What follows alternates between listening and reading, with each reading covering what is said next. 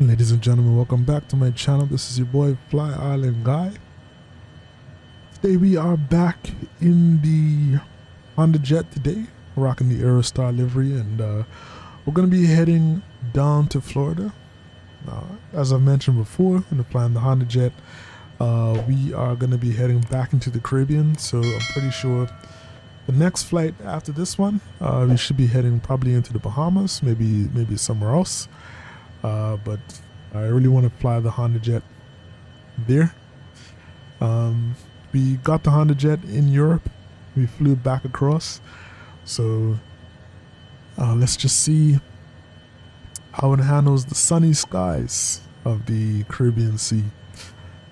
Today we're heading over to Florida though, and I think we're heading to Space Coast. Titusville Space Coast Regional, KTIX. I think this is right near the NASA shuttle landing facility, so I'm assuming that's near Cape Canaveral. Just guessing. I actually have no idea. I know that it's there, but I don't know if it's in Cape Canaveral though. Before we got up in the air, let's take a quick look at the weather for today. If I remember correctly, things are looking pretty good. Well, pretty good here in Hyde County in North Carolina. As for where we're going, that's a different story. As you can see, there's kind of lots of precipitation storms in the area, so that could lead to interesting conditions on landing. But let's just see what the weather is at KTIX. We're looking right now at winds out of 140 at 7 knots, visibility at 7 miles, VFR conditions 30 degrees C, so it's looking good. And according to the wind, looks like the wind is going to be blowing the weather away from our location, so that may play in our favor. We'll see how it goes though. If you don't know, around this time it is kind of in the midst of hurricane season, so that could be an issue. But for now, I think we'll be good to go. Our cruising altitude is going to be 40,000 feet, and I'm just excited to get going. Let's hope for clear skies and smooth frame rates. Right here in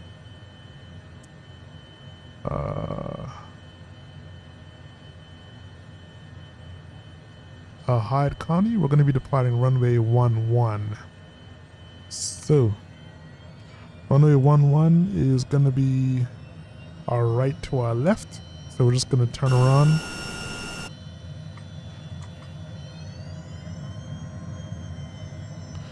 We already got our flaps set.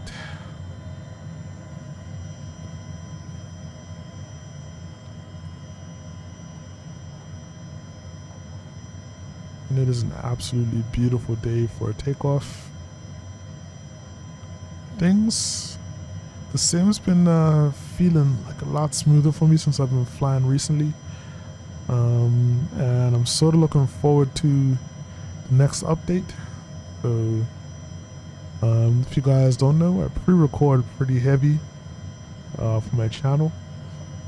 And today is August 3rd. I can imagine this video is probably not going to come out till maybe a week or two from now, if that. And there's supposed to be a sim update coming out in August 22nd, I believe. And that's going to bring with it some more improvements to DX12 plus DLSS, which is supposed to improve things a lot.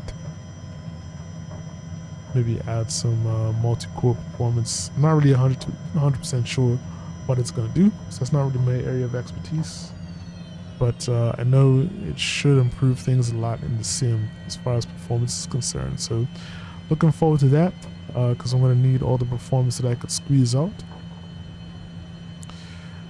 In the meantime, let's get ready to get out of here.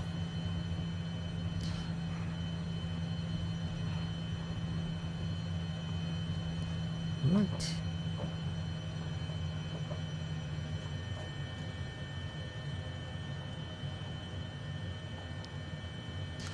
I wish I had. I wish I had a throttle quadrant so I could kind of turn using one engine. But I just have a single joystick here. So my setup is very complicated at all. Don't have rudder pedals, don't have a yoke, don't have anything like that. Just got a single joystick, and that's it. Alright folks, we are all lined up, runway 11. As we know, the Hondajet is very automated as far as like lights and all that good stuff's concerned. So I'm just gonna double check a couple things here.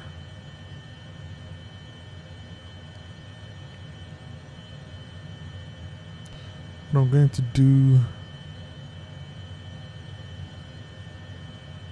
let's see, let's get our wind on, and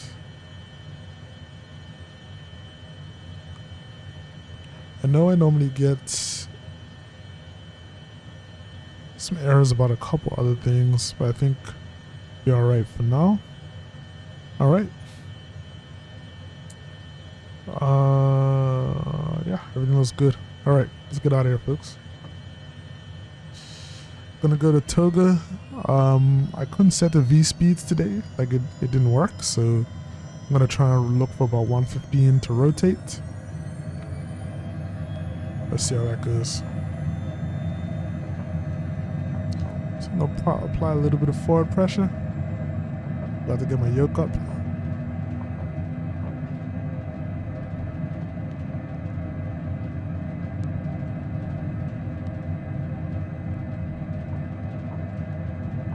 Alright, coming to the end of the runway. We're gonna rotate. Airborne time logged. And gear up. See what it's complaining about.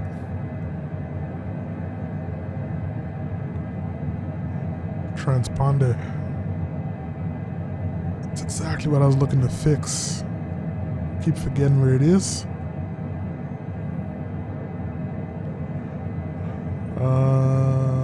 Let's see. Oh, transponder's inside of here.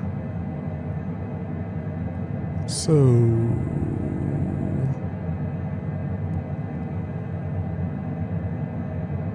transponder's on. Alright.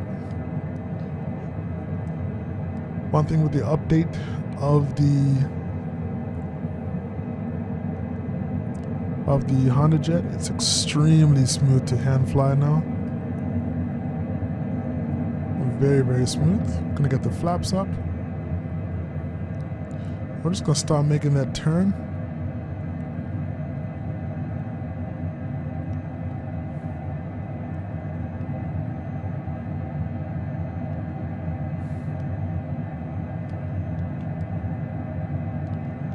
So definitely the handling of this aircraft has changed a lot, and it's been adjusted.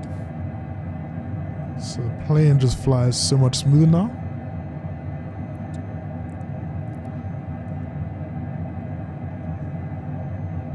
Just enjoy the sights as we make that turn. Airport that we took off from is right there. This looks amazing.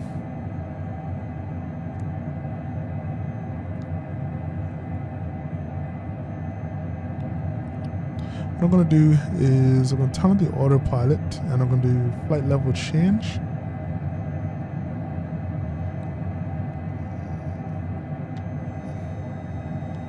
So I don't want to go too fast. But what I do want to do, let's get nav mode on.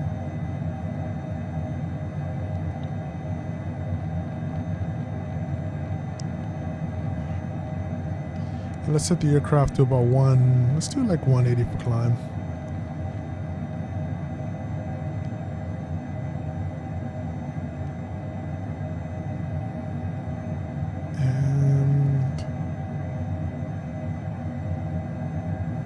It's not really liking nav mode too much, so I'm gonna do heading mode, and we're gonna turn towards our planned flight path.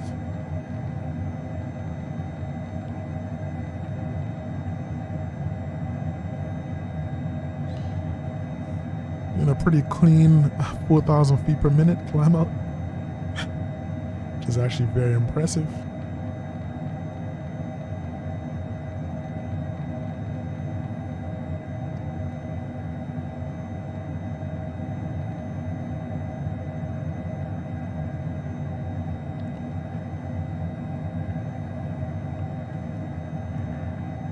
So we're hitting 10,000 feet pretty easily, which is awesome.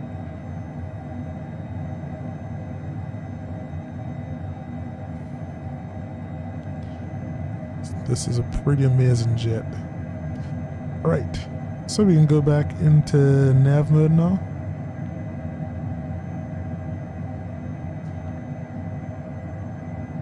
She was already on. And it should automatically take over once we hit the designated flight plan, which is good. So FMS is ready to take over.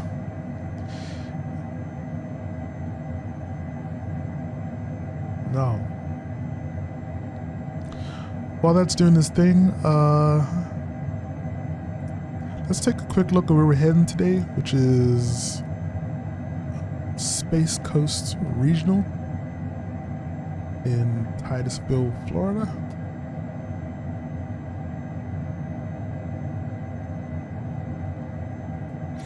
And we could talk about the airport.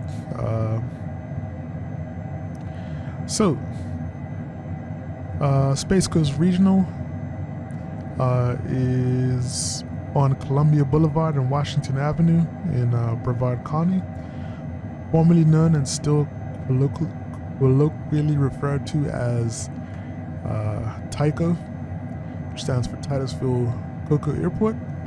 It's the nearest commercial airport to the Kennedy Space Center. So in 1943, the U.S. government built the airport on land jointly owned by both cities, and the airfield had two 5,000 feet by 100 feet runways with a taxiway system. The U.S. government developed the airport to serve as an outlying field to Naval Air Station Sanford during World War II. The airport was built by Civil Aeronautics Administration under the development of landing areas for national defense the development of landing areas for national defense program to help relieve other military bases of training exercises during World War II. So the government retained control of the airport for the duration of the war, and after the war, the U.S. Navy transferred the airport and all associated improvements to the War Assets Administration, which deeded the airport back to the cities of Titusville and Cocoa by a surrender of lease and quitclaim deed dated April 18th, 1947. The airport authority was established by the cities of Titusville and Cocoa to own, operate, improve, and maintain the airport, and the property was transferred to the authority by quitclaim deeds from the city of Titusville in March 14, 1961, and from the city of Cocoa on April 11, 1961. So, having previously used military facilities on nearby Cape Canaveral, yeah, I was right. The National Aeronautics and Space Administration, or NASA, began development of its own civilian manned launch facilities in what became the John F. Kennedy Space Center on Merritt Island in the early 1960s. The location of this regional airport made it important to the transportation of NASA personnel and equipment. Eastern Airlines 727s and DC-9s stopped at Titusville from 1970 to 1974. So the Titusville Cocoa Airport District Act of 1963 created the Titusville Cocoa Airport District and the Titusville Cocoa Airport Authority to govern the operations of the airport facilities. and the authority was created to serve the local commercial and corporate aviation needs, as well as to stimulate the economic growth in the local communities. The airport replaced the original airport authority established in 1959, and the legislation commissioned the authority to govern the affairs of the airport district. So this currently includes Space Coast Regional Airport, Arthur Dunn Air Park, and Merritt Island Airport. So the 1963 Act policies the funding of authority activities, including an ad valorem tax not to exceed $1 million on all taxable properties within the geographical boundaries of the district. Also included was the authorization of the district to issue general obligation bonds and revenue bonds to finance the acquisition.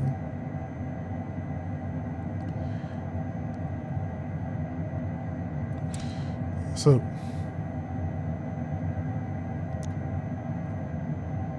this airport is also home to the Tycho Air Show, sorry. This is an annual event since 1977. It features modern military and vintage airplane flybys and demonstrations, strafing runs, dogfights, vintage warbird, static displays, and military exhibits. In 2008, about 30,000 visitors attended. So that's just some small things there. Kind of said, let me take a little bit of a departure from what we normally look at, which is the actual area, and look directly at the airport.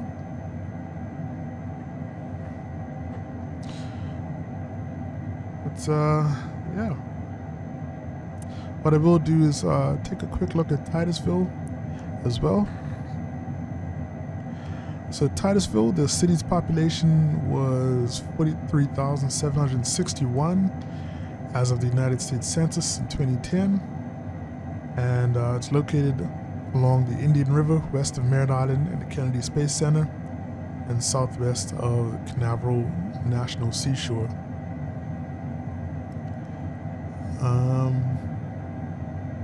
So indigenous people had inhabited this area for thousands of years, as shown by discovery in 1982 of the Windover archaeological site.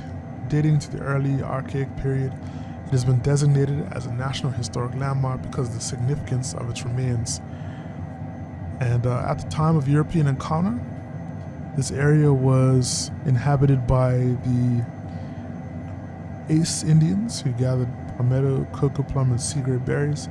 They also fished the Indian River, called the Rio de Ace, I don't know how to pronounce that, by Spanish explorers. And by 1960, however, the tribe had disappeared due largely to infectious disease, slave raids, and the disruptive effects of rum. Interesting. Local history says that Titus, and this is Henry T. Titus, challenged Captain Clark Rice to a game of dominoes to decide the name of the town. Titus won the game, and Sandpoint was renamed as Titusville in 1873, and the city was incorporated in 1887. And the Atlantic Coast, St. John's and Indian River Railroad reached Titusville in 1885, constructed from Enterprise, Florida. It was connected by a spur line to the Jacksonville, Tampa, and Key West Railroad at Enterprise Junction in present-day DeBarry, Florida. Then Henry Flagler extended his Florida East Coast Railroad south from Daytona, building a station at Titusville in 1892. Many tourists arrived by railroad to enjoy the mild winter climate. And in addition, the railroad was a means to ship area produce to northern markets, and the Indian River area increasingly became an agricultural and shipping center, pineapple and citrus goods. And then a wooden bridge was built east to FlyIsland Beach in 1922. So in 1918, Titusville officials were the first in the country to County to order closed all places of assembly, including schools, churches, and movies, to avoid spreading the Spanish flu. That sounds familiar, right? And beginning in the late 1950s, the growth of Cape Canaveral and later the Kennedy Space Center on Merritt Island stimulated growth in the community's economy, population, and tourism, and the association with the space program led to the city's two nicknames in the 1960s, Space City and Miracle City. Alright. So, yeah, that's pretty much just a little bit about the history of Titusville.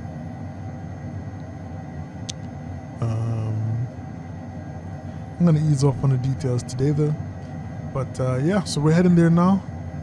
As I said, our flight time is supposed to be about an hour and a half, although I feel like it's going to be longer. But we shall see. Hopefully, it looks like we're going to get a bit of a tailwind, and we should hopefully get there a little faster. But if not, then it is what it is. Anyways, folks, I am going to go and take a little break. I'm just going to sit here and enjoy the view though, and I will catch you guys when we start our descent towards Titusville. Hopefully we get some good views on the way in. I personally love Florida. I'm like flying into Florida. That's kind of my favorite place to check out. So let's see how that goes. All right. This is your boy FlyIsland Guy. I'll be back soon. And ladies and gentlemen, welcome back. We've started our descent into Florida, our Space Coast regional. And the airport should be basically straight ahead of us. We're at 6,700 feet right now. If we just bring up Navigaph. So right now we're heading directly to this Sampi waypoint, which is gonna have us it's gonna have us kind of turning towards the runway. But it looks like we're gonna kind of have like an offset final approach, so I have to make a right turn in order to get onto the runway, which is fine. That's fine.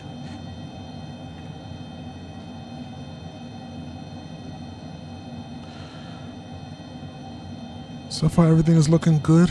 As I said, like for me, Florida approaches are my favorite.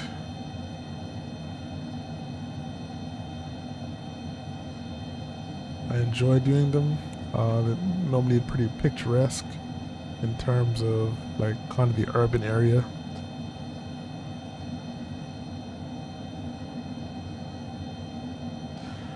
The weather hasn't been too bad on approach. Looks like we avoided like a lot of the bad weather.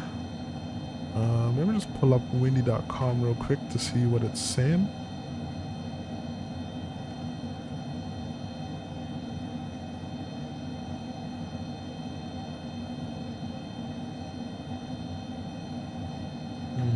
So looking at, actually the METAR hasn't really changed that much. Let's see. Yeah, things are still looking pretty good, pretty clear.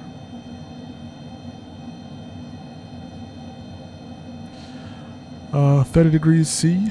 No clouds, under 12,000 feet, winds out of 140 at 7 knots. So we should be in for a pretty smooth approach.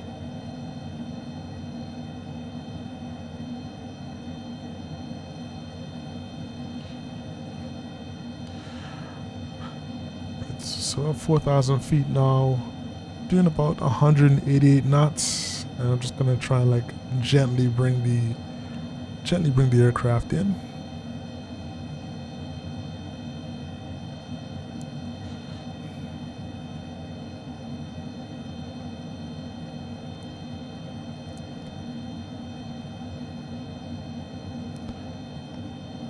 I I've always loved these approaches into Florida.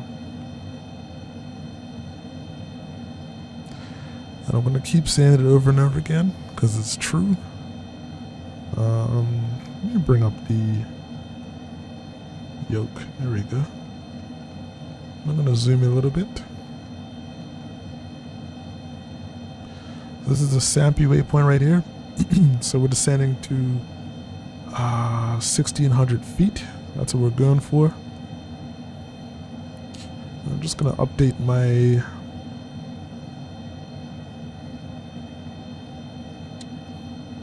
altimeter just to make sure it's up to date. So as I mentioned before, this is really close to the Kennedy Space Station,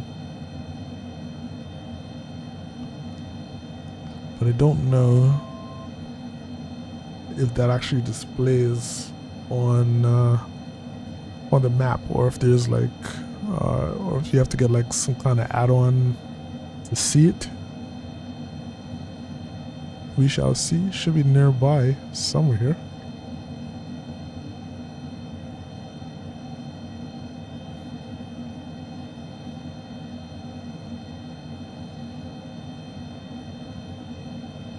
Just gonna try and keep an eye on it.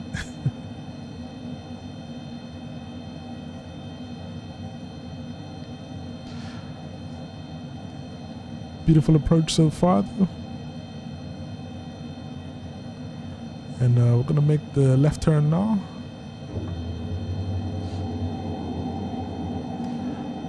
Gonna start preparing for approach. Get some flaps down, slow down a little bit. And I think that is the runway right ahead of us. Approach.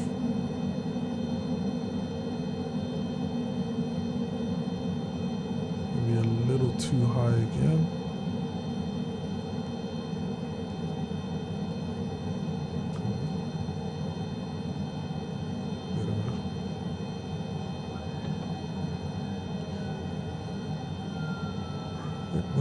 Gonna go geared on.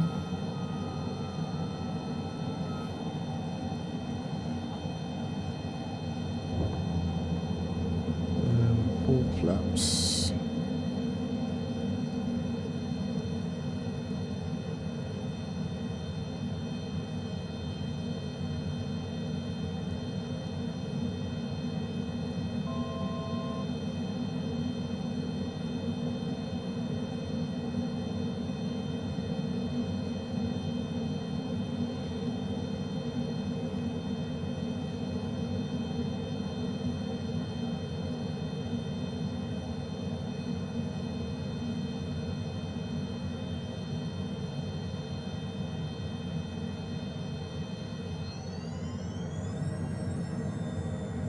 Wind 130 at 5 knots.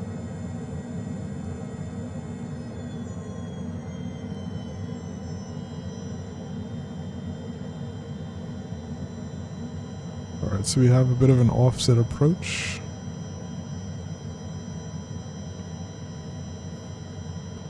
Which is pretty interesting, but should be able to nail it.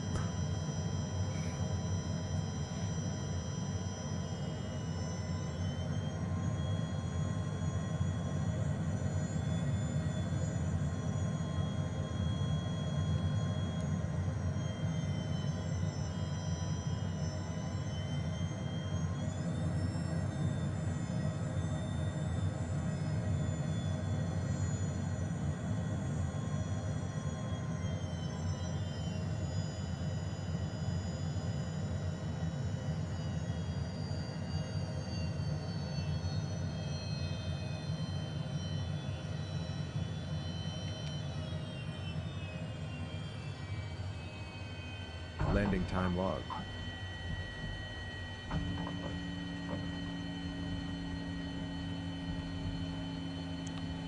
Alright, it landed in one piece, which is good.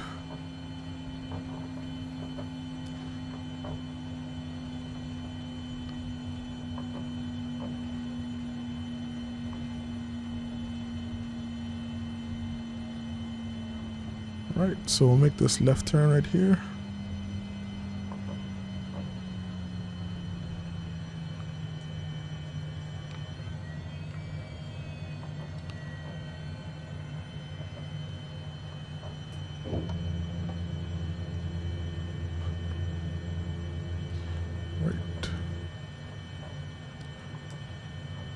Flaps up, spoilers retracted.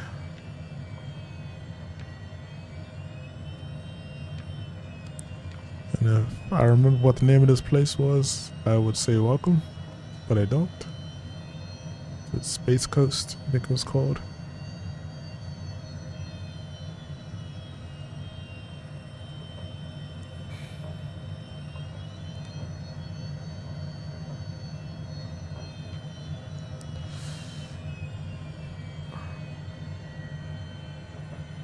Alright folks, we'll just find somewhere to park.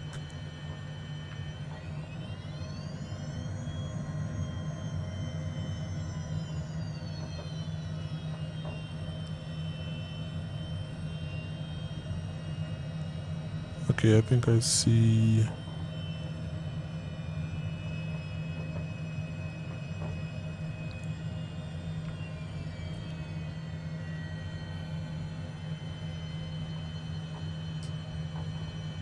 it's definitely a Marshall.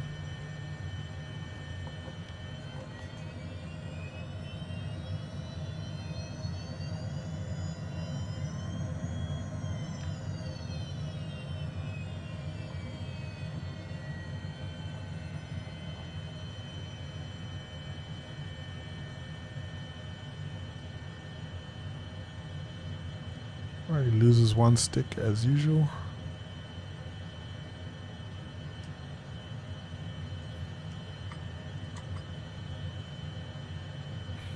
Alrighty.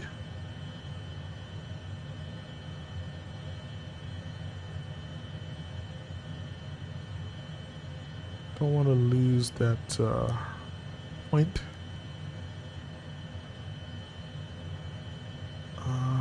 Aircraft systems, system controls, exterior lights, and let's get the beacon off. If I can control it, I can't move it. Down. Alright, beacon off. Now I can turn off the engines. And the flight is finished. It has been monitored by On Air.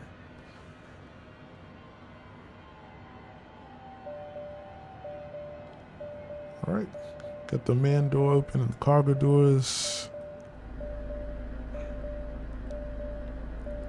Let's get our ground power on as well.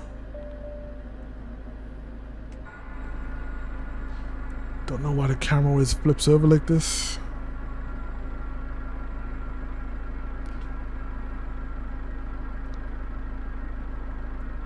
That is it folks, hope you enjoyed the flight. Glad this one went off without a hitch, and as usual, make sure to like, comment, and subscribe, and share the video if you see fit. And in the meantime, I'll be back again with another video. It's your boy FlyIsland guy saying stay safe, and most importantly, stay fly. I'm out.